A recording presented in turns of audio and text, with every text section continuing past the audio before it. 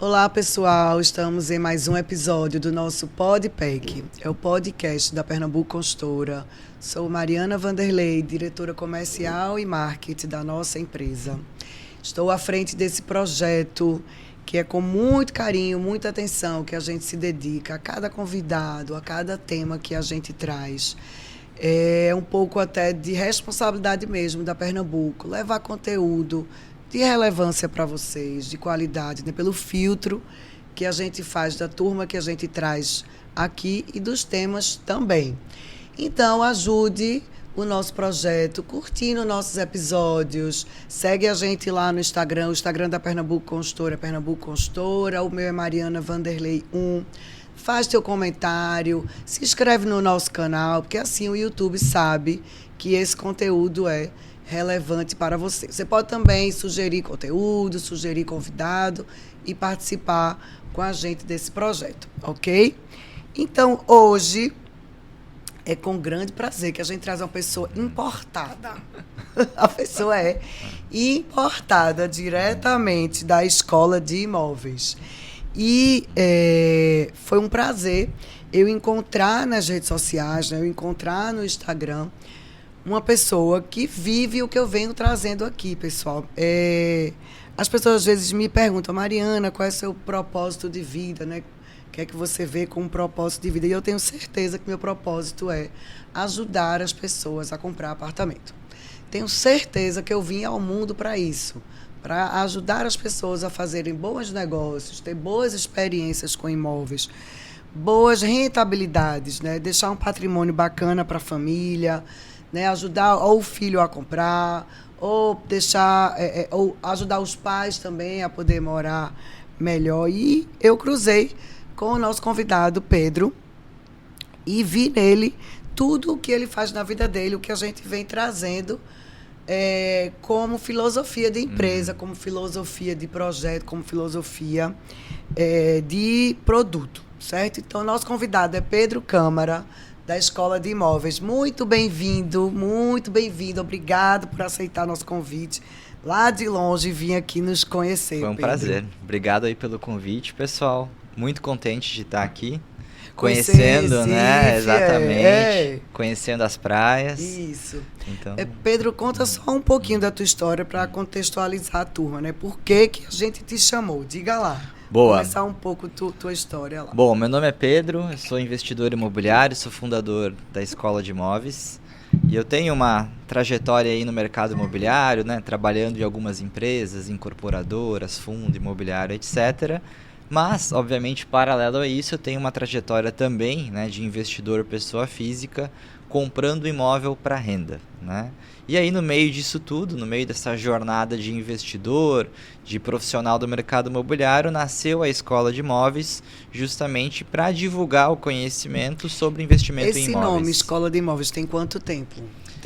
Foi 2020, no meio da pandemia que nasceu o Instagram. Olha aí, e o nome é perfeito, né? Escola de Imóveis. Várias pessoas me perguntam, nossa, como que ninguém nunca tinha registrado esse nome? Registrado. Registrei, NPI, tudo. Isso, porque o nome é perfeito. Ô Pedro, e quando você começou a fazer seus investimentos, você ainda não era do mercado, assim, você, contando tua história, né? Acho que seu primeiro imóvel você comprou com 20 anos. Com 20 anos. Você já trabalhava em incorporadora? Não? Não, quando eu comprei esse primeiro imóvel, a gente está falando de 2010, lá em Porto Alegre, que é a minha cidade natal, eu estava na faculdade de arquitetura. Olha então, só. Obviamente que... e aí é um ponto Tinha também, né? Tem uma ligação, mas não tem muito, assim. Honestamente, os 5, 6 anos que eu estudei arquitetura, eu tive talvez uma cadeira de mercado imobiliário. Não se fala muito de mercado imobiliário e muitas vezes quando se fala na faculdade é para falar mal, né? Os arquitetos adoram brigar com o mercado imobiliário, com produto. Quem não faz a arte só pensa no custo. Então, na verdade, tenho certeza que da minha turma e provavelmente lá da faculdade eu era a pessoa que mais gostava de investimento em imóvel, de mercado, e justamente por isso que no meio da faculdade eu resolvi comprar um imóvel para investimento, né? Isso, você já sabia que você não ia Que eu morar não ia morar lá. lá. Exatamente. Eu já comprei ele com o propósito de me alavancar, investir com financiamento para posteriormente vender, obviamente. E foi o que aconteceu, né? Eu me formei em 2014 e aí me mudei para São Paulo e vendi o imóvel. E como é que você, com 20 anos, conseguiu comprar, financeiramente falando, né? Como é que você conseguiu comprar, né? Estou falando de renda, né? Exato. Você com 20 anos, a pessoa está começando a vida, no máximo vai ter um salário, né? Como foi que você... Era um salário baixo, mas assim, um ponto também, né? Para também o pessoal entender é que eu comecei a juntar dinheiro efetivamente com 14, 15 anos de idade, né? Então, eu fiz minha carteira de trabalho com 14 anos, consegui um estágio numa agência de publicidade, criança meio nerd assim, totalmente. Fui fazer curso para desenvolver site, fazer HTML, enfim. E aí eu comecei a trabalhar com web design, né? Que na época, a gente está falando do começo da internet, Isso, tá? 2004, 2005, que 2006. Era uma coisa assim, né? Saber fazer aquelas programações. Exato, era outra internet, né? Nos Estados Unidos já era um pouco mais desenvolvido, mas no Brasil estava realmente começando. O próprio Google, né? Facebook não existia em 2004, então eu peguei esse comecinho e obviamente talvez o que hoje um jovem de 15, 16 anos ele consegue aprender muito rápido, talvez uma programação, uma inteligência artificial, que hoje eu com 34, 35 já tenho uma dificuldade. De repente né? você não vai nem saber o que a turma de hoje vai fazer, né? Era eu com 14, 15 anos fazendo site, né? Então, obviamente que...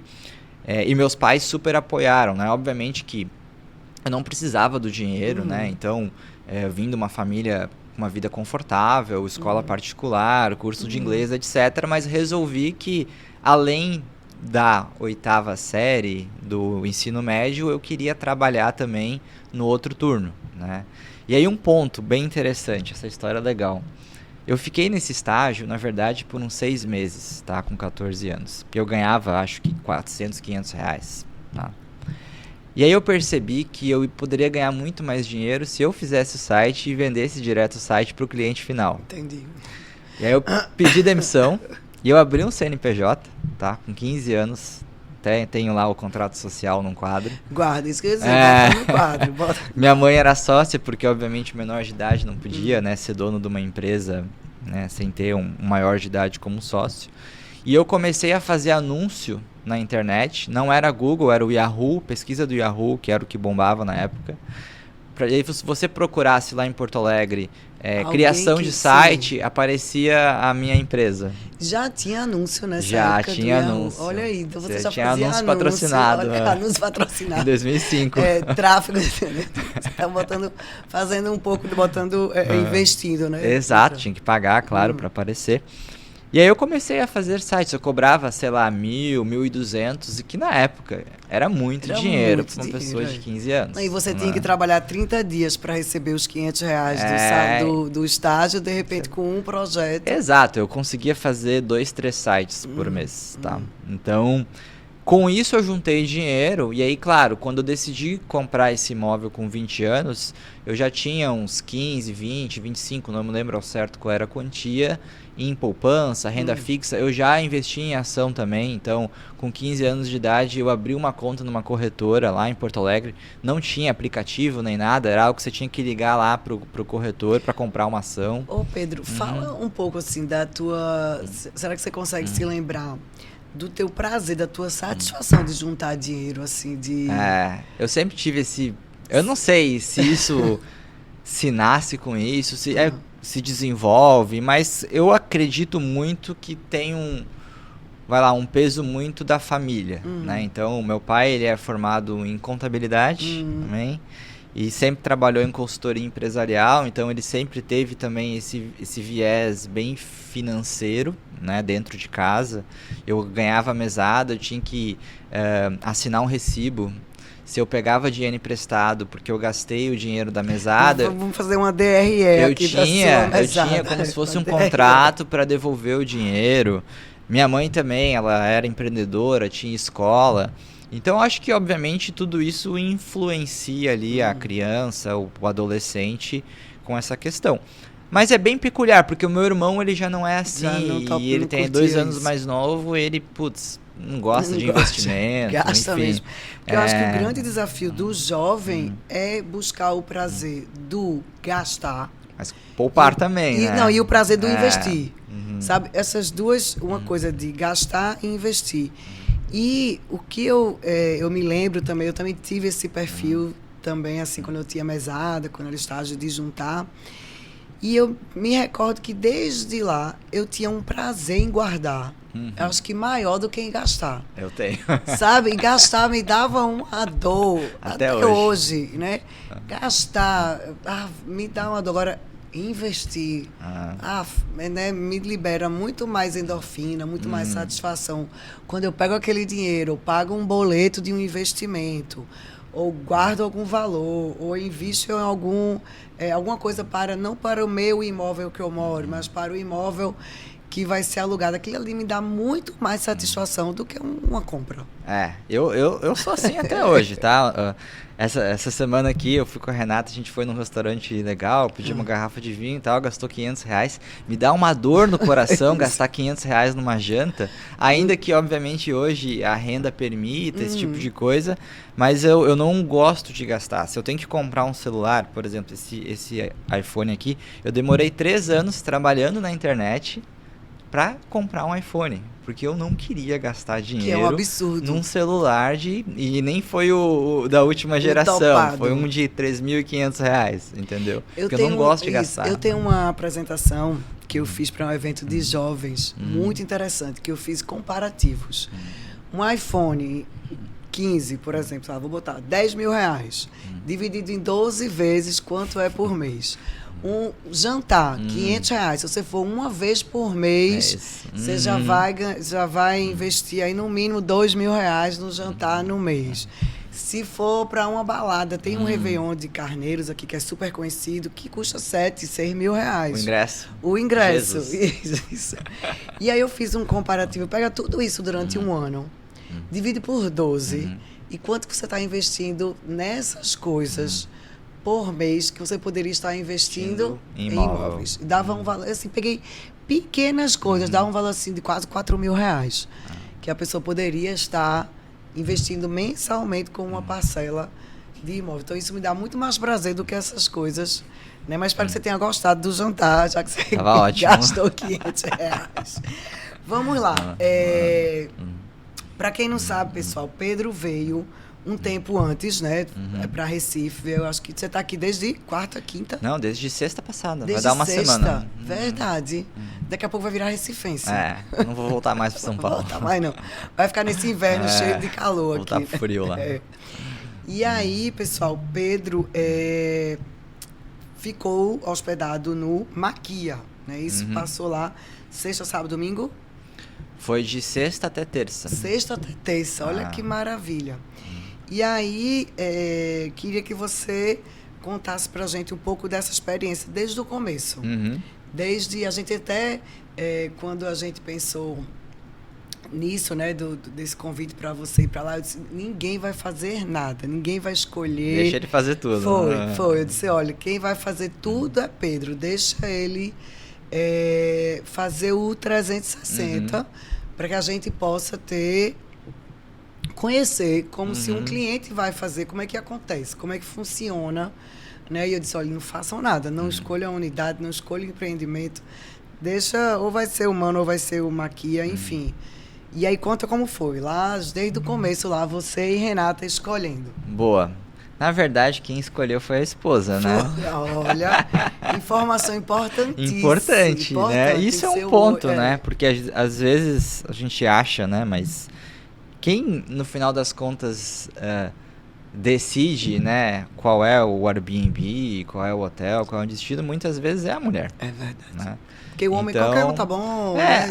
Eu até obviamente tenho, né, algumas preferências, etc. Mas a mulher que ela é mais criteriosa, né? Então, principalmente, deixa eu ver como é que é o banheiro, entendeu? Muitas vezes isso é um ponto que o pessoal não presta muita atenção, mas às vezes investe, vai no estúdio, no apartamento e deixa o banheiro meia boca, meio simples, né? E às vezes nem bota foto também, né? Então, inclusive, nossa, quando não tem foto do banheiro, a Renata já passa adiante o anúncio. Eu nem imaginava nisso, nem imaginava, olha só. Então, foto do banheiro, pessoal, dica de MBA aí, dica de ouro. bem comum, às vezes tem hotel que você olha e não tem foto do banheiro, a gente já descarta, porque se a pessoa não tá querendo mostrar, por que ela tá escondendo? E então, no fim, a Renata fez esse filtro inicial, né? E aí ela viu ali uns 10 anúncios. Vocês digitaram muro alto. Botamos muro alto lá, e aí pela localização, né? Obviamente a gente viu ali. O Airbnb não necessariamente ele dá a localização precisa, né? Então, obviamente, parecia ali, né, na região.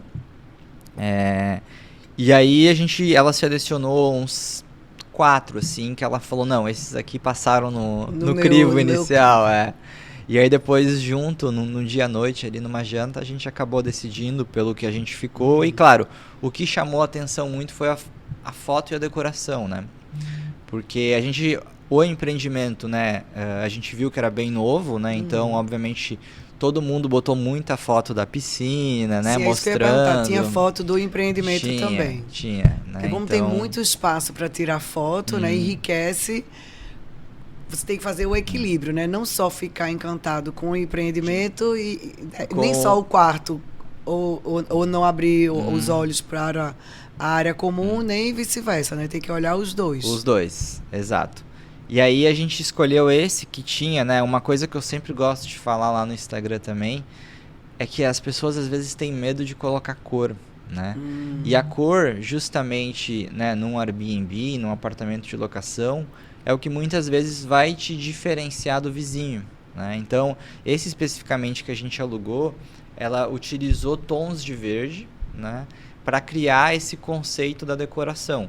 Então, tinha um tom de verde no quadro, por exemplo, tinha um tom de verde numa almofada, tinha numa cadeira, enfim. E aí você meio que criou, né, esse conceito ali com o verde, né? Poderia ser azul ou alguma outra cor. É verdade. Às vezes a pessoa quer botar muito neutro, né? Muito neutro para não ficar gritante. E, na verdade, tem que ser o contrário. Tem que ser uma cor que a pessoa... Não uma cor que seja claro, tem agressiva. Que ser confortável.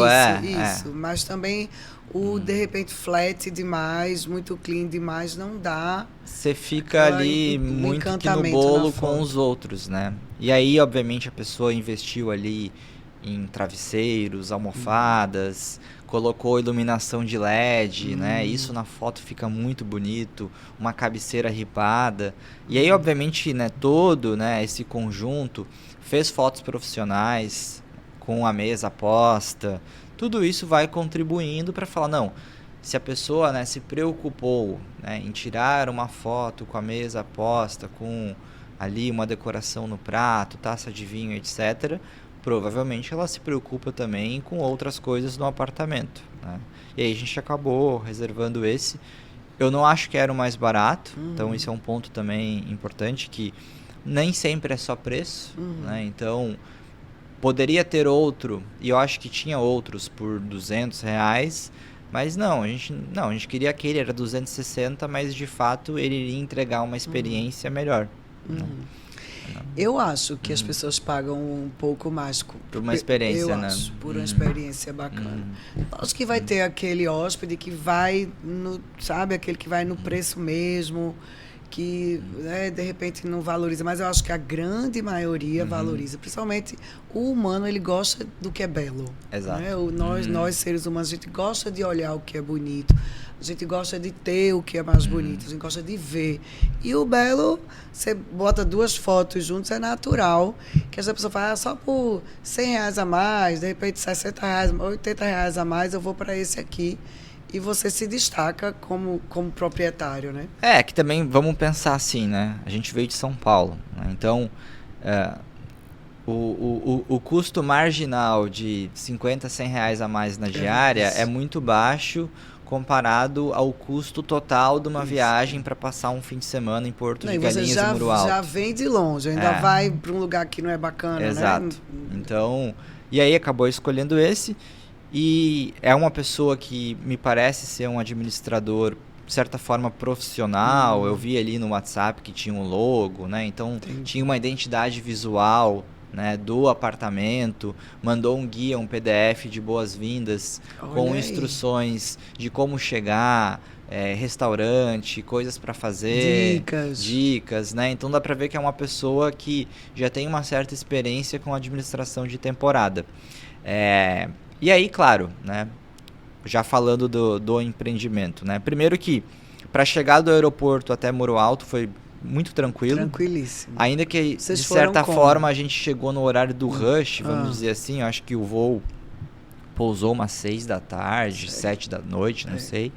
Mas demorou 55 minutos. Não pegamos... Isso numa sexta-feira, né? Isso numa sexta-feira, teoricamente, final do dia. Seria o trânsito para sair de Recife. E no mês de julho, que é mês de férias, naturalmente seria mais tempo. Eu imaginava na minha cabeça que seria 2 horas para ir do aeroporto até lá Muro Alto, mas foi bem rápido. E a entrada, o check-in foi fácil, né? Porque obviamente como é um empreendimento grande e ele tem lá uma recepção, né, que é como se fosse uma recepção de hotel, né? Isso. Você consegue parar o carro lá, enfim, é muito fácil. Não é, por exemplo, como a gente já pegou outros Airbnbs que você chega e é uma portaria virtual, ou é uma rua que você não tem com quem falar, para o carro na rua, putz, com a mala ali, e agora o que eu faço? Agora eu vou vender meu peixe, né? Porque isso aí foi tudo pensado, viu? Lá a entradinha pro carro não ficar na pista. Até a largura, Pedro, a gente pensou, porque o projeto inicial era mais estreito e não cabia van. Né? Porque às vezes vem pessoas que vêm num grupo, né? Operadora. E aí a gente teve que aumentar a circunferência para caber van para fazer a volta e não ficar na estrada. Né? E a recepção também, não ser aquela coisa pequena para a pessoa ficar lá de fora esperando. Né? Tem aquele loungezinho tem as ali. Cadeiras ali. Isso, porque pode vir grupo, né? Pode vir... vieram só vocês dois, você podia ter vindo com sua sogra, né? Sei lá, se tivesse filhos... E fica aquela meninada correndo, isso aqui pelo menos está ali na recepção, né? Então, você sentiu ainda bem a preocupação que a gente teve lá atrás. No projeto. Isso faz diferença. E aí o pessoal da portaria pega o documento, você assina ali um documento que, de certa forma, gera uma segurança para os moradores e para as outras pessoas que estão, né, lá no condomínio, porque não é simplesmente entrar, né? Alguém faz... ainda que uma checagem ali, seu documento, né, alguma informação de segurança. E aí eles deram uma pulseirinha que eu achei bem legal, talvez é comum aqui, mas lá em São Paulo não é comum, então quando você aluga um Airbnb, você não tem uma identificação no condomínio que você é um hóspede, né? E ali a gente ficou com a pulseirinha, né, circulando no condomínio, eles cadastraram o carro e... muito fácil também, porque obviamente tem ali a vaga, tudo. Paramos, estacionamos basicamente em frente ali aonde era a portaria, né? Do nosso bloco. Né? Sim, perto já do bloco, bem né? Pertinho. Bem pertinho do bloco. E, enfim, eu vi que todo mundo tem fechadura digital, acho que é algo que talvez vocês até a gente já entregaram, né? A gente já entrega. É a mesma que eu uso lá em São Paulo. Exatamente porque quando a gente foi pensar nesse empreendimento, essa coisa da chave... Né? Não tem como. Não tem como. Fazendo essa gestão. Como vai ser essa parte da Airbnb? Deixa a chave, pega a chave, deixa a chave na portaria. Né? Então, a gente tem esses empreendimentos de praia, a gente já entrega todos com fechadura digital, pensando exatamente nisso. Né? Para poder trocar o número se quiser. Enfim, né? Cada hóspede você pode botar um número novo.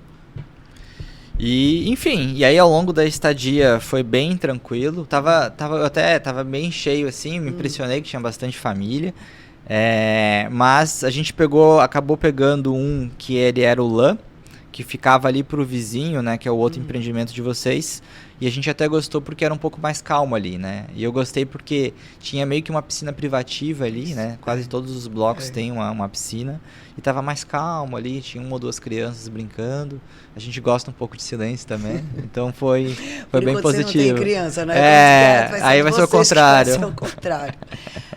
Veja só, Pedro, que interessante. Quando você alugou o flat, isso pra gente é riquíssimo. Quando você alugou o flat, não importava para você se ele era naquele momento, se ele era de repente de frente para a piscina principal, isso, ou de frente para essa piscina que a gente chama piscina secundária, ou de frente, você não sabia, você alugou pelo interno do flat.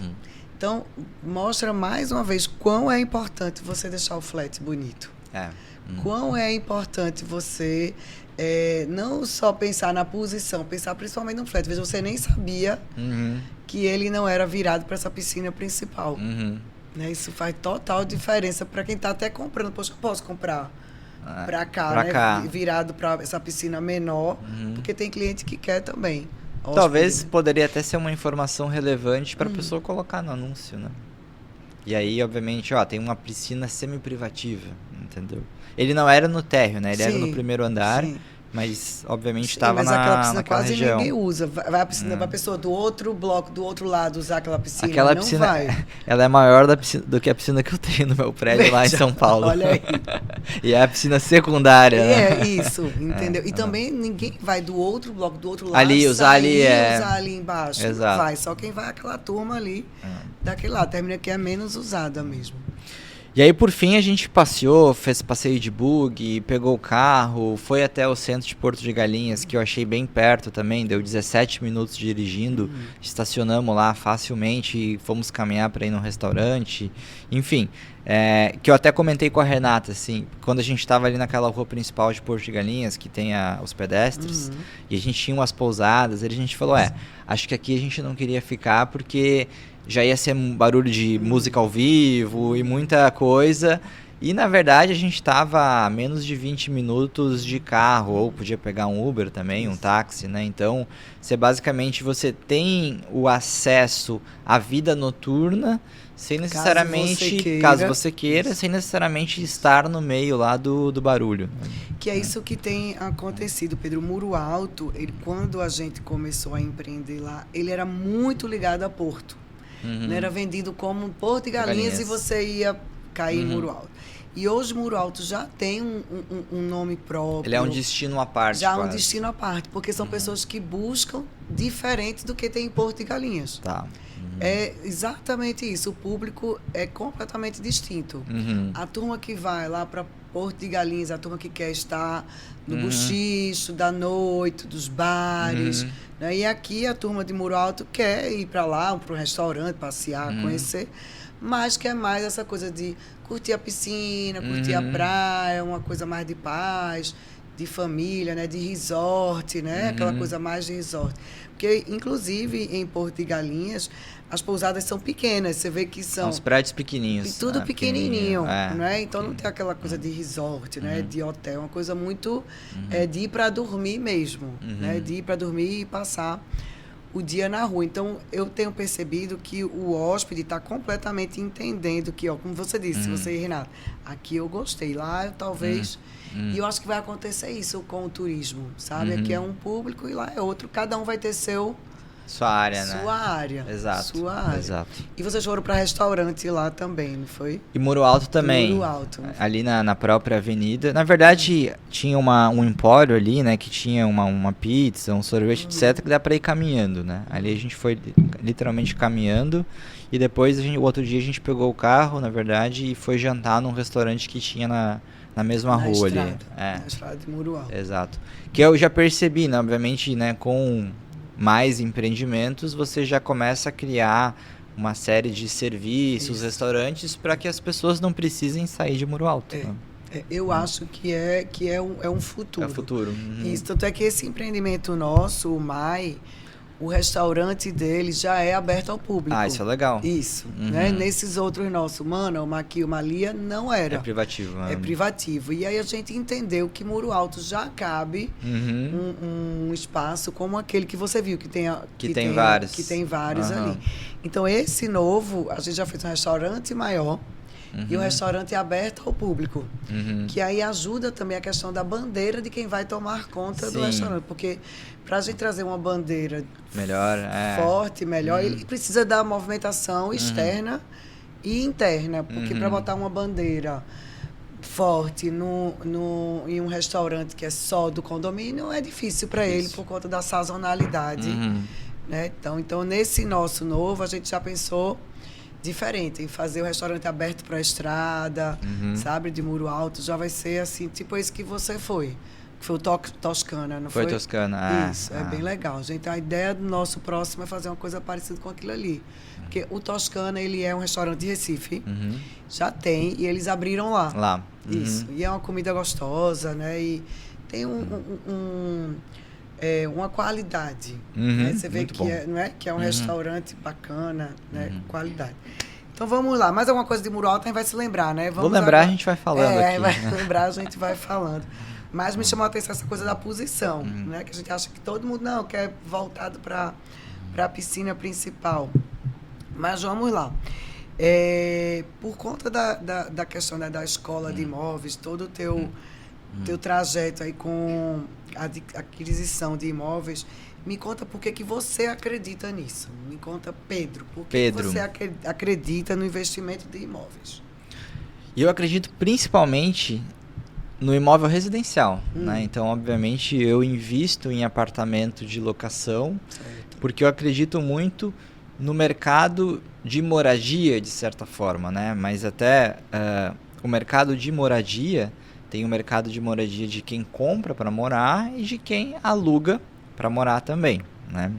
E aí, quando a gente observa outros países, a gente percebe que a parcela da população que mora de aluguel, ela é maior do que a parcela de população que mora de aluguel no Brasil, né? Porque em outros países, em outras economias, Europa, Estados Unidos... esse mercado ele já cresceu mais em função, né, de demografia, comportamento, descasamento entre a renda e a valorização dos imóveis, mas no Brasil isso também está acontecendo. Então, se a gente pegar, o pessoal pode pegar o IBGE aí, vai ver que está aumentando o número de pessoas que moram de aluguel, né? Eu vi um dado que na Suíça, acho que são 60% dos imóveis são alugados de todo o país. Na Alemanha, 55%, os Estados Unidos é na casa de uns 40%, França, Chile, 35%. Então, tem uma parcela grande da população. Eu não estou falando de morar de locação por um período, é a vida inteira. Sim, né?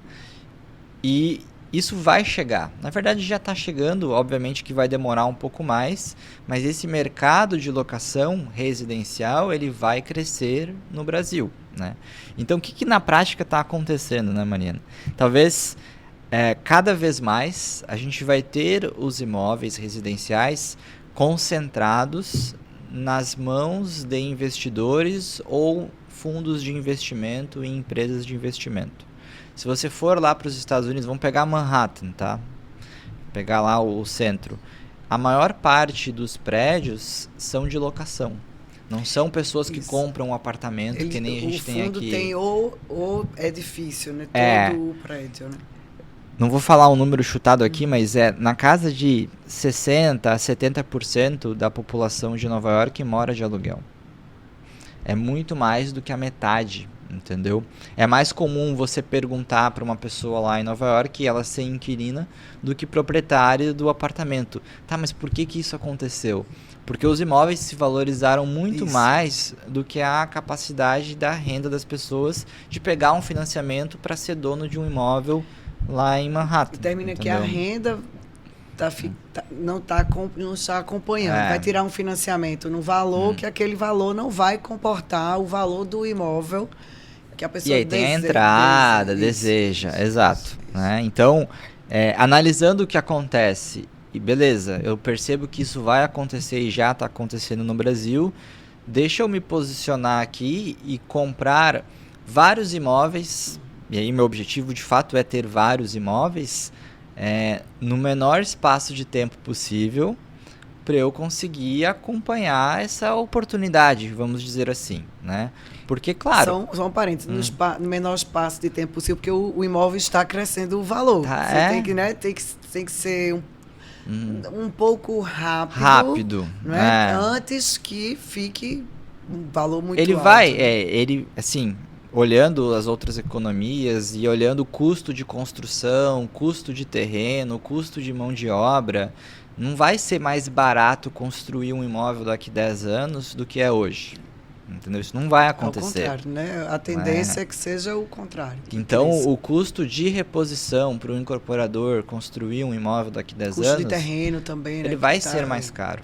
E, obviamente, que isso vai ser repassado se eu for comprar um imóvel na planta daqui a 10 anos. Entendeu? Então, quando eu falo, né, de beleza, eu quero construir esse meu portfólio de imóveis de locação logo, porque, obviamente, eu sei que se eu esperar...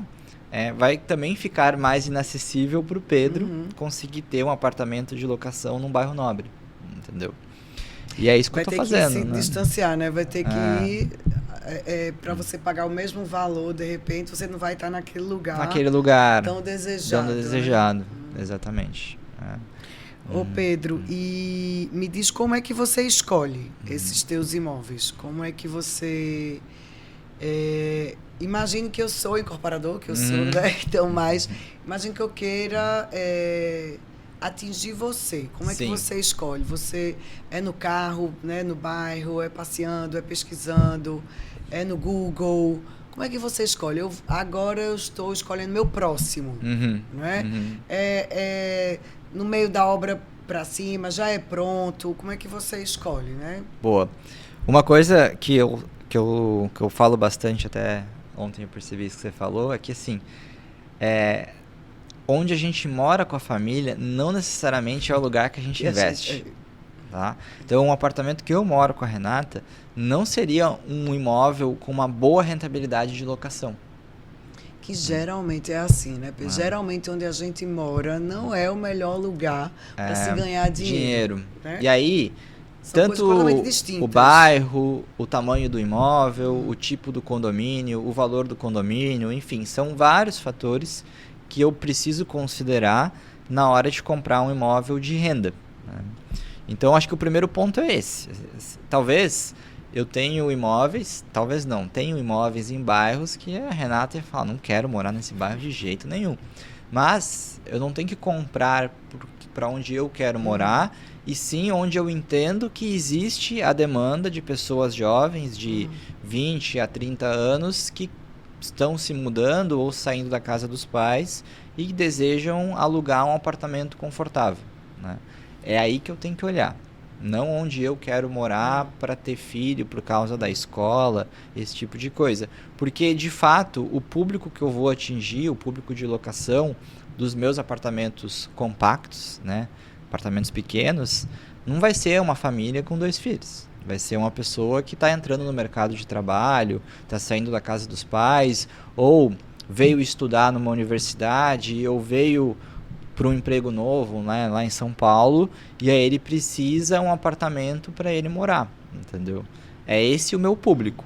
Eu preciso entender esse público para entender qual é o imóvel que eu vou comprar. Isso, então você traça primeiro o público, depois ir atrás do imóvel. Porque às vezes eu vejo, Pedro, clientes, né, e conversando com corretores, que a pessoa não sabe o que quer, né? Como dizendo, o bairro, não, porque o bairro, eu prefiro o bairro tal, né? Eu prefiro apartamento, esse apartamento é muito pequeno, não serve, né? Então, pensa muito em si, né? Pensa muito na própria experiência. Em Recife, a gente ainda é uma cidade um pouco, eu digo, meio feudal, essa coisa, né? E que a gente morava em apartamentos muito grandes. Né? Eu me lembro que a minha infância, o apartamento da minha mãe era um apartamento de 3 quartos, com quase 200 metros. Nossa, muito grande. Muito grande. Imagina o tamanho dos quartos, o tamanho da cozinha, para ser só 3 quartos com quase 200 metros. Então, um trabalho que a pessoa tem que dizer, não é porque você morava ali que outra pessoa não vai poder morar num de 30. Sim. Não é? Você não está comprando para você. Você tem que comprar para onde o mercado está.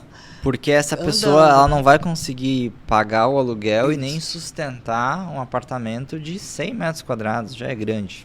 É verdade. Já é bem grande. É verdade.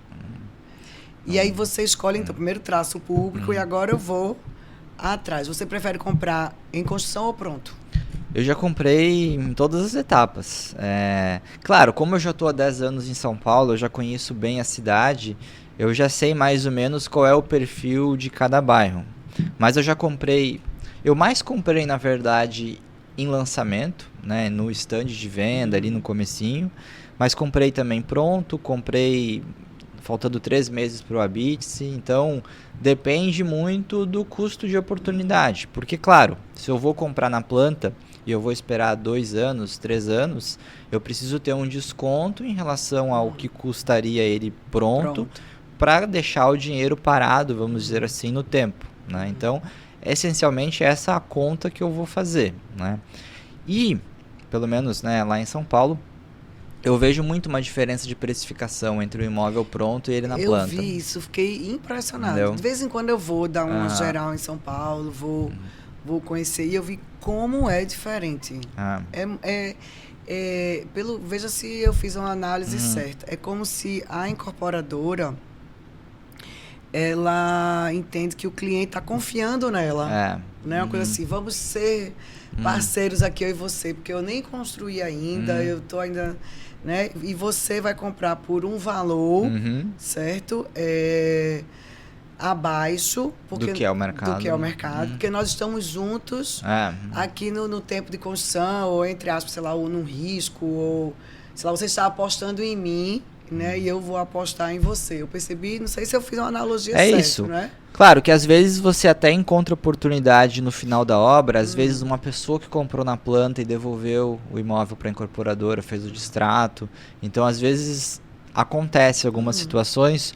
Ou um empreendimento que o incorporador não vendeu tão bem, aí ele tem um estoque, e ele não quer pagar condomínio IPTU, e aí ele dá um desconto. Mas via de regra, pelo menos lá em São Paulo, eu encontro boas oportunidades na planta. E a vantagem, né, obviamente, disso, é que eu tenho 28 meses, 30 meses para pagar os 30%. Isso. Do valor também para pagar o financiamento dos outros que você tem também, né? De repente você ir amortizando os financiamentos. Né? E aí, vamos falar disso agora. Eu sempre vejo você né, no Instagram falando essa coisa do financiamento.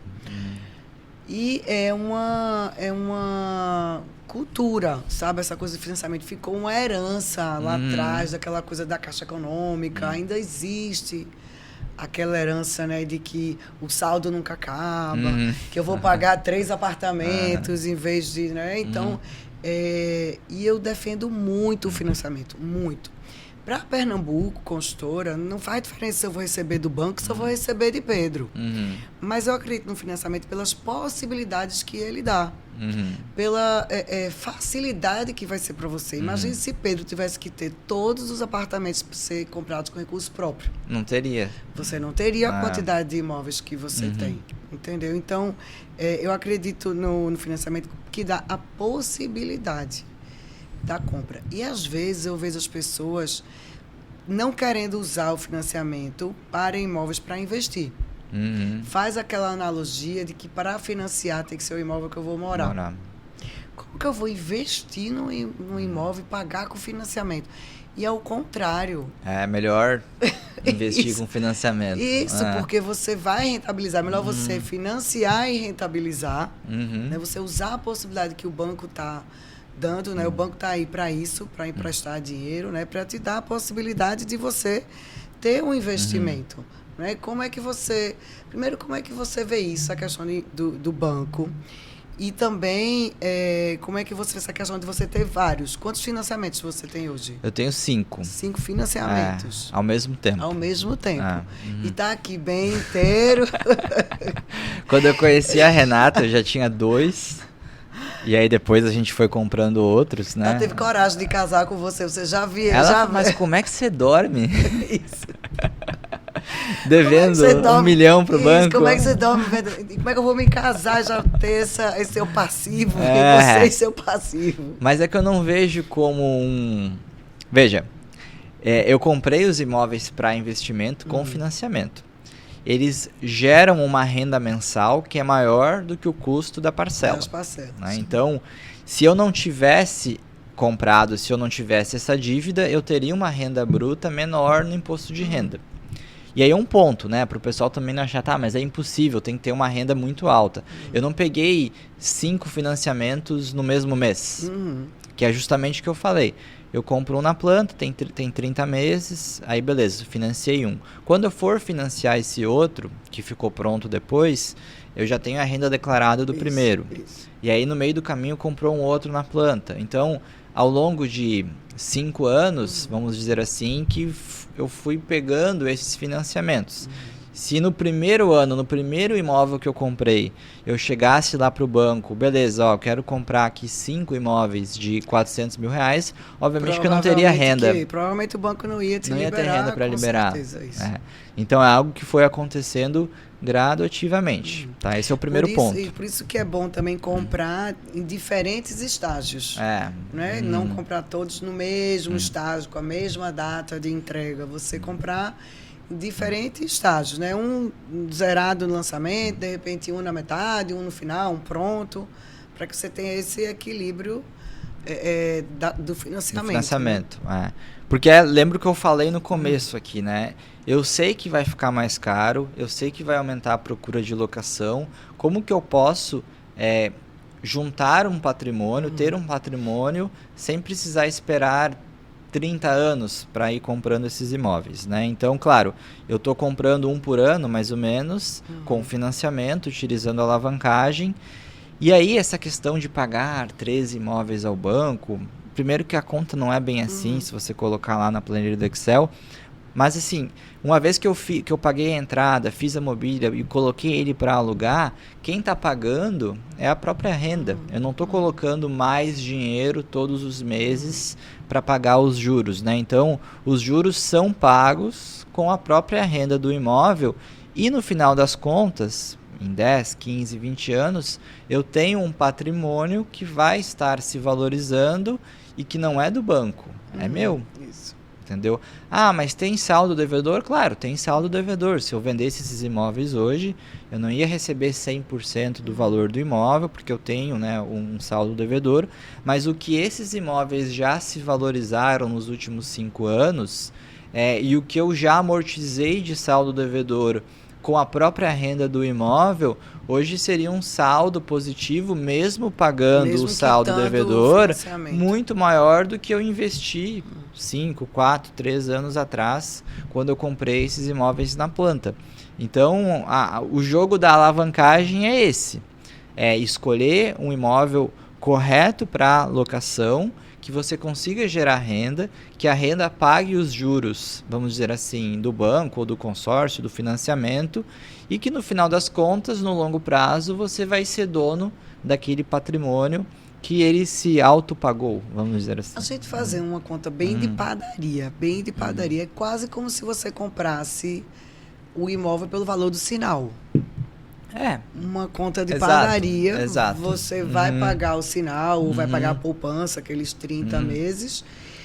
E se, no pior das hipóteses, você não tiver nenhuma sobra do valor que você aluga com o valor da parcela... Você tem um imóvel depois. Você tem um imóvel. Né? Você estaria comprando aquele imóvel pelo valor que você já pagou. Exato. Não é? Exato. Numa situação que você não tivesse nenhum saldo, você pode até ter um saldo... R$500, R$1.000, mas se você tiver zero, foi o valor do sinal que você pagou. Claro, vão existir períodos entre um inquilino e outro de isso. vacância, que você vai ter que pagar lá uma parcela, um condomínio, alguma manutenção, enfim. Tudo isso você vai calcular na hora de fazer o investimento, né? Então, ninguém vai comprar imóvel sem ter uma poupança. Não recomendo fazer isso, tá, pessoal? Não vão, eu tenho 100 mil, vou gastar os 100 mil reais para fazer essa operação. Apostar tudo nisso. Não, tem que ter uma reserva de emergência e tal. Mas, no Até longo porque prazo... é um investimento de longo prazo, longo né? prazo. Isso, eu ia falar Exatamente. É um investimento de longo A conta prazo. ela faz muito sentido, muito sentido. Isso. Né? E eu vejo também, Pedro, que você fala muito sobre essa questão da valorização do patrimônio, que às vezes a pessoa não faz essa conta, só faz a conta do valor da rentabilidade no ano ou no mês, mas não faz a conta do patrimônio, né? De volume de patrimônio que você tem. Que é aí que está o dinheiro. Isso, O dinheiro da alocação é justamente isso. É para se pagar a operação e sobra um pouco todos os meses. Mas o grosso é essa construção de patrimônio com a valorização do imóvel no longo prazo, né? É aí que está, de certa forma, a minha aposentadoria, que eu tanto falo lá no Instagram. É justamente conseguir criar esse portfólio de imóvel. Minha meta é ter 15 até os 40 anos de idade, sem necessariamente precisar do dinheiro para comprar à vista, né? Porque aí eu não conseguiria ter 15 até os 40 anos de idade, né? Só se eu ganhasse na loteria, né? Quem sabe, né? Quem sabe. Ô Pedro, veja só, né? Você, com 30 e poucos anos, já pensando na aposentadoria, diferente de quem investe, quem compra seguro de vida, ou quem investe, né, em previdência privada. Eu, Mariana, não tenho previdência privada. Eu não acredito nessa modalidade. Respeito muito quem tem. Acho que cada pessoa tem uma forma de ver. Mas eu acredito muito mais em imóveis do que em previdência privada. Muito. Mas, Mariana, não tem a liquidez da previdência privada. Mas se for bem comprado e você precisar do valor, você vai ter um patrimônio extremamente valorizado, extremamente fácil não vai ter, de repente, uma liquidez de uma previdência privada, mas você vai ter uma segurança maior, você vai ter um patrimônio formado. Né? Eu penso assim. Respeito muito quem faz. Eu entendo que existem os perfis. Eu não faço. Todo mundo faz. Você não tem previdência privada? Não, eu não tenho previdência privada. Minha previdência privada é imóvel. Né? Eu penso assim. Que bom que pudesse a pessoa, pelo menos, fazer os dois, né? Não ter só pensar na segurança da previdência privada. A gente falou de financiamento, Sim, outra coisa também que a turma... que eu vejo muito você fazendo no seu Instagram é a mobília. Sim. Essa bendita dessa mobília, né? Que eu vejo... A gente tem um serviço decor. Veja que interessante, Pedro. A gente tem um serviço decor que a gente entrega o apartamento pronto. Com tudo que você possa imaginar. E aí, hoje, a gente está no seguinte cenário, certo? A gente monta um apartamento, a gente faz bem enxuto e tal, né? E porque as coisas estão muito caras.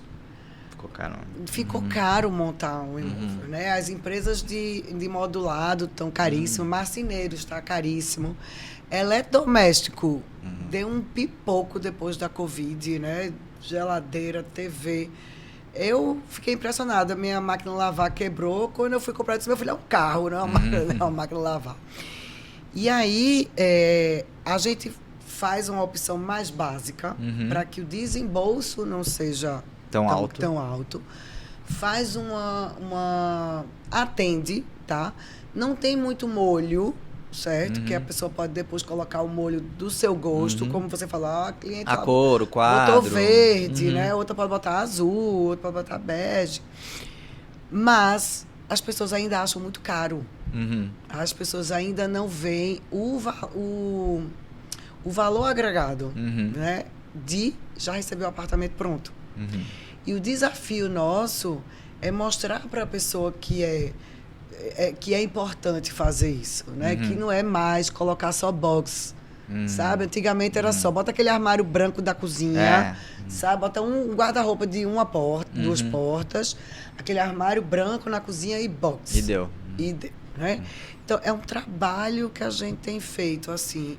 E para a Pernambuco Consultora, eu nem ganho dinheiro com isso, não é meu negócio, não penso em abrir uma empresa disso, mas a gente trouxe para a gente esse serviço porque a gente acredita que o cliente vai alugar mais rápido, que o cliente vai receber pronto, não vai ter que comprar. E em fornecedor por fornecedor, né? Comprar cama, comprar ar-condicionado, comprar geladeira, né? E eu vejo que você bate muito nisso, né? Na qualidade visual do que você coloca nos seus imóveis. Né? Fala aí pra gente qual é a tua visão sobre isso. Eu trabalhei lá em São Paulo, no Quinto Andar, que é uma imobiliária. A gente fez até uma pesquisa. Você trabalhava lá? Eu trabalhava, né? E os imóveis, os estúdios, um dormitório que eram mobiliados, eles alugavam na casa de 25%, 30% a mais o valor de locação do que os não mobiliados, né? Poxa, mas 30% de um valor de 2, 3 mil reais não é muita coisa. Mas se você faz na perpetuidade de 10, 15 anos, isso impacta muito na rentabilidade, né? Então, uma economia ali de, sei lá, 30, 40, 50 mil, né, para um imóvel que você já gastou 400, vai ter um impacto em 10, 15 anos grande na sua rentabilidade. Ainda mais se você considerar depois que você vai reajustar o aluguel pelo IPCA, a inflação, já em cima de um valor maior, né? Então, faz total sentido e principalmente pela questão da liquidez, tá? Se tem 5 apartamentos para alugar no mesmo prédio, 4 estão meia boca e um tá bonitão, ele vai alugar muito mais rápido e ele vai alugar mais caro. Ainda que talvez esse mais caro eventualmente não seja 50% mais caro, 40% mais caro, o fato de você alugar mais rápido, não ficar 2, 3 meses pagando parcela, condomínio e IPTU, já ajuda muito também na conta de viabilidade, né? Então, você sai na frente, né? Não é só o valor a mais na locação, que obviamente precisa, né, para justificar o investimento, mas é também a liquidez e a velocidade. Isso também é dinheiro, né? Às vezes até mais dinheiro do que a diferença do valor no aluguel. E a gente volta lá para aquela história do maquia que você ficou, né? Que Renata olhou e adorou. O decorado, né? Adorou que estava bonitinho e arrumado. E também é uma mudança de cultura, né? Essa coisa de entregar pronto. Eu acredito muito nisso, né? Porque o inquilino, ele vai querer facilidade. Principalmente o inquilino, uma locação tradicional, o inquilino jovem, né? Se ele está justamente saindo ou se mudando para trabalhar e está alugando e ele não está comprando um imóvel, ele não quer ter que comprar uma geladeira, uma cama, etc., para fazer uma mudança para um apartamento de 30, 35 metros quadrados. Ele quer já receber pronto. Ele até está disposto a comprar uma decoração, alguma outra coisa, porque ele quer colocar a cara dele. Um vaso, mas ele não quer caminhão de mudança. Não quer. Subir com cama na cabeça. Não quer. E deixa eu te perguntar uma coisa. Qual é a média de período de locação? É mais diário, mensal, anual? Varia se o pessoal te aluga mais para final de semana, ou por mês, por ano, o famoso long stay, né? Esse short stay. Eu tenho mais apartamento na locação tradicional do que Airbnb, né? Gosto dos dois. Eu acho que não são todos os bairros que comportam a locação de temporada. Mesmo em São Paulo, eu não vou sair fazendo Airbnb em qualquer bairro, não é assim. Porque para que a pessoa vai fazer Airbnb num bairro X, que as pessoas que estão viajando não tem sentido, Mas aí, claro, a locação tradicional, normalmente a pessoa vai ficar 1 ano, 1 ano e meio, e o Airbnb, pelo menos lá em São Paulo, ele pega muito público que fica 3, 4 dias. E a minha agenda é muito cheia, tem 90% de ocupação em média. Então fica 2, 3 dias ali no mês que não está ocupado, mas com uma rotatividade alta, né? Então não é muito comum pessoas que ficam mais do que uma semana. Uma semana já é uma locação grande de um Airbnb lá em São Paulo. Talvez na praia é diferente, né? O pessoal vai vir até aqui para ir na praia, não é para ficar um dia, né? Ele vai querer ficar mais tempo. 5 dias. Então depende, obviamente, da localização também, né? E como é que você faz essa rotatividade? Quem é que faz a gestão da governança para você? Tem um administrador, né? O fato de eu estar aqui em Recife essa semana com um Airbnb lá, não seria tão possível, apesar que dá para fazer um pouco à distância. Já fiz também, eu já administrei lá sem ter um administrador, mas hoje tem uma pessoa que cuida, né? Quando eu não tinha a figura do administrador, eu tinha pelo menos a figura da empresa, da limpeza e da lavanderia. Você chegava lá, marcava... No WhatsApp, aqui tem check-in, check-out, eles iam, tiravam, limpavam, levavam para a lavanderia deles e colocavam... Isso é um bom negócio, né? A pessoa abrir uma empresa dessa, né? Se não tem aqui, estão perdendo dinheiro. Né? Não é uma empresa só de governança. Só de check-in, check-out. Limpeza e lavanderia. Limpeza e lavanderia. Eu vou até procurar saber, porque eu acho que quem tem mais é quem trabalha com pool. Não sei se tem uma empresa só disso, sabe? Pedro, vamos lá. E pra gente encerrar, porque senão vai passar o dia todo aqui, eu e você, conversando de apartamento, né? Competição, quem gosta mais, quem é mais entusiasta em imóveis aqui, eu ou você. A gente vai passar o dia competindo aqui. Mas me fala um pouco dessa coisa da geração Z. Como é que você vê? Eu já saí há muito tempo dessa turma, mas o que é que você acha que eles buscam? Por que que eles te alugam, sim ou não? Eles são os próximos inquilinos, sim ou não? E o que é que eles buscam? Por que que você acha que eles vão escolher o imóvel X, Y ou Z? Legal. De fato, a geração Z, ela é a grande geração de inquilinos que vai crescer aí nos próximos anos. Eu estou falando de pessoas entre 20 e 30 anos de idade hoje, né? E aí, claro, por que vai ser a geração que vai crescer? Porque é a geração que vai ter mais dificuldade entrando no mercado de trabalho hoje com o valor dos salários e com o valor dos imóveis. Então, eles vão morar mais tempo. Eu até acredito que, na essência, as pessoas, mesmo hoje, elas têm esse sonho, né, e esse desejo de ter o imóvel, mas em função vai prorrogar um pouco. E aí, claro, o que a geração Z quer, e talvez diferente um pouco já, né, da minha idade, com 34, 35 anos, ela quer estar junto do que está acontecendo ali no cotidiano da vida dela, né? Então, lá em São Paulo, por exemplo, eu não tenho vaga de garagem em nenhum dos apartamentos. Porque eu sei que lá em São Paulo, eu sei que pode ser, a realidade é diferente em outras cidades. Essa geração aqui a prefeitura, a legislação já pode ser zero. Pode ser? Já pode ser zero. Quem dita hoje a quantidade de vagas é o mercado. Legal. Aqui a prefeitura já deixa ser zero. Eu me lembro que lá em São Paulo foi em 2014 uma mudança do plano, bem quando eu me mudei. E aí começou a surgir os primeiros prédios sem vagas de garagem. A galera achava um absurdo.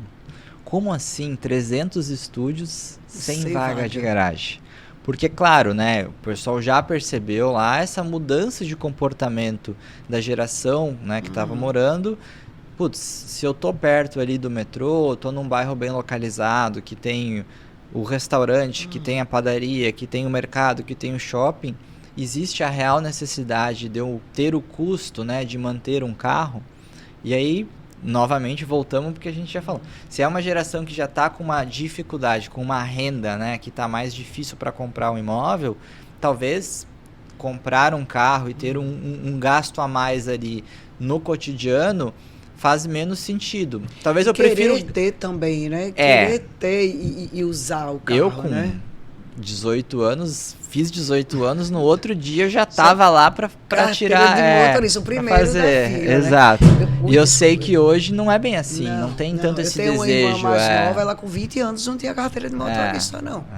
Ela tem 25, acho que ela foi tirar com 20, 21 anos. Porque pra que eu quero dirigir, né? Por que eu quero um carro? Isso. E aí, ainda hoje ela tem carro, tem carteira. E não dirige. Não gosta. Não gosta. Não gosta. E aí, claro, né? Pra pessoa ter essa vida sem carro, ela precisa estar numa localização que ela consiga, de fato, resolver a vida caminhando, de bicicleta, com Uber, com táxi, com ônibus, enfim... Que faça sentido, né? Então essa localização ela é bem importante, né? Entender, obviamente, o que a geração Z está buscando no bairro e, claro, dentro do empreendimento, né? A gente falou também, né? O coworking é fundamental hoje em dia. O pet place, com certeza, porque tem pet. A turma não tem filho, mas tem pet. Tem. É isso, né? Isso. Então, a necessidade do imóvel diminuiu o tamanho, porque são pessoas que ou moram em casal ou moram sozinhas com um pet, mas surgiram outras necessidades, né? Então, beleza. Eu moro num apartamento de 30 metros, lá em São Paulo 20, 25, até um pouco menor, mas eu preciso ter uma área comum que me permita descer para fazer uma reunião, descer e receber uns amigos para fazer um jantar, descer com o meu cachorro para brincar com o cachorro. Descer, né, receber uns amigos no gourmet. Descer. Então, o imóvel diminuiu, mas a área comum, de certa forma, aumentou no sentido de ter espaços que eu consigo compartilhar com outras pessoas. É isso que eu enxergo hoje num imóvel de locação para geração Z. Tá vendo que a gente se encontrou no Instagram? Tá vendo? Para mim, Pedro, fica assim, uma análise final, certo? Se alguém vai alugar, alguém tem que comprar. Vai alugar de alguém. Isso, né? Isso que eu acho, né? Vai alugar de alguém. Se vai alugar de alguém, que seja de mim, né? Que seja de mim que eu falo no cliente, né?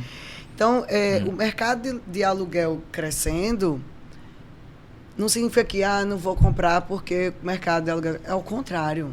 Para a pessoa alugar, ou vai ser um fundo, exato, certo? Ou vai ser pessoas que vão ter imóveis para alugar. Né? Ou vai ser um Pedro que vai ter 5, 10, 15, ou vai ser uma pessoa que só tem a renda para 1, 2, ou vai ser para um só, ou vai ser fundo. Mas que para alugar alguém tem que ter comprado, é fato. Exato. Isso para mim é o que fica assim de ensinamento, né? Dessas coisas da conversa da gente e de realidade. Né? E se você não comprar, alguém vai comprar. Porque alguém precisa alugar. Alguém vai ser o dono daquele imóvel, né? Beleza, vai aumentar o número de pessoas que alugam, mas ainda assim elas vão alugar o imóvel de alguém. Alguém vai ter que ter comprado. Exato. Que seja eu, né? Aproveitar e avisar que seja você. Alugue o meu. É isso, Pedro. Mais alguma coisa você acha que a gente não conversou? Falamos tudo. Acho que a gente falou bastante. Falou tudo, né? Não sei nem quanto tempo deu. A produção calada. Ninguém fez assim. Então é porque estão gostando, né? Ninguém fez, ó... Eu acho que eu só queria pontuar, talvez, aqui, que às vezes a gente olha, né, o que está acontecendo em São Paulo e pensa que vai demorar para acontecer em outras cidades. Isso não é verdade. Não é verdade. Entendeu? Não é verdade. Hoje em dia, essa dinâmica de comportamento, ela meio que acontece ao mesmo tempo. Você importa, assim, no piscar de olhos. No piscar de olhos. Até pela própria mobilidade das pessoas, né? Você é de Porto Alegre, está em São Paulo, está no Nordeste, está... Né, pela mobilidade das pessoas. Lógico que a economia é diferente, né? A realidade financeira, a questão econômica faz diferença, lógico, mas a mudança do comportamento não. A mudança do comportamento é igual em Recife, em São Paulo, a mudança da mentalidade não muda. Pode mudar a economia, a questão né, de valor, mas eu já sinto. Eu sei que, por exemplo, essa coisa do carro. Chegou em São Paulo primeiro, aqui chegou depois.